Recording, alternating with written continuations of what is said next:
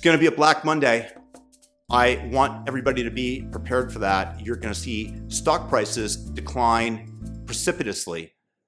And if you are in that panic mode, I will just point out the fact that most of the time that the market declines within a year, it is back up to the old levels. Whether or not that's going to be the case this time is another story, because the multiples that the market was commanding previously were much greater than they were at any point in history, which is part of the reason that Warren Buffett raised a tremendous amount of cash. Now, the question is, how does this benefit America, or does it at all? What about all of the value that has been destroyed? Well, first of all, no real value has yet been destroyed. First, the tariffs have not been put into place completely. I think that's April 9th that they go into effect. The people countries are rushing to the negotiating table in order to even out the tariffs. Just as an example, Vietnam exports $130 billion a year here. I just read that on Grok, whereas we export $13 billion to them. So it's a 10x differential versus what they export. I'm perfectly fine with a country that does not necessarily need or want our products exporting much more to us. I don't care about the trade deficit so much, but why should other countries be able to import to the United States for free and charge massive tariffs? So for example, Vietnam charges something like 60% on cars, if I remember from what I read, but it's a big number. And thus, US manufacturers are uncompetitive, and Vietnam is incentivizing them to move over there. Where I live in Thailand right now, which is where I am, we purchased a car that cost us $25,000 more than it would have in the United States. That is a hefty sum for absolutely anybody.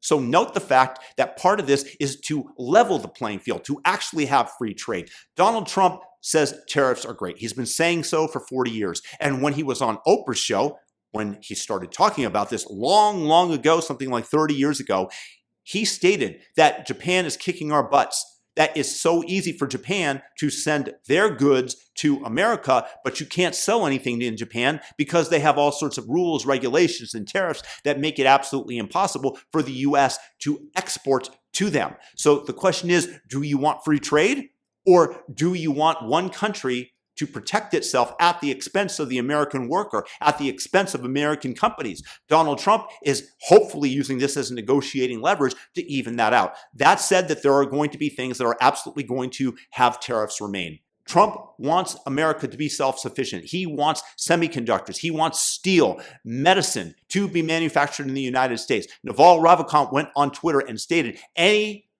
country that cannot create its own drones internally will be a vassal state. In other words, we will be at the mercy of another country. Trump wants the domestic manufacturing to come home in order to protect America. And sometimes you have to deal with some inefficiency and higher costs for that, because on the far end of the spectrum, when you go on the long tails and you see world war and we're not able to produce that for ourselves or have that stockpiled here, and we have to rely on China, much like we did when they held back PPP equipment that we thought we needed because we were following the science during COVID. We need to be able to have access to those goods internally. And that's why sometimes you deal with some inefficiency and some higher costs. But when you get out on the opposite end of this, Donald Trump might be saving America by doing this, bringing manufacturing back to the United States, hopefully. Yes, it's going to take a long time because those capital expenditures, CapEx, are going to take a long time to build out. And there are a lot of people out there that say, why should I bring my factory back to the US when the next administration is just going to overturn all of this? That is a chance that they are going to take, but that is a reason that Trump might keep tariffs on Vietnam if he truly wants all of that to be moved back here. But honestly, I've been all over Southeast Asia, and when you see Cambodians going to work in the garment factories and they're being carried in huge cattle cars across the one highway that connects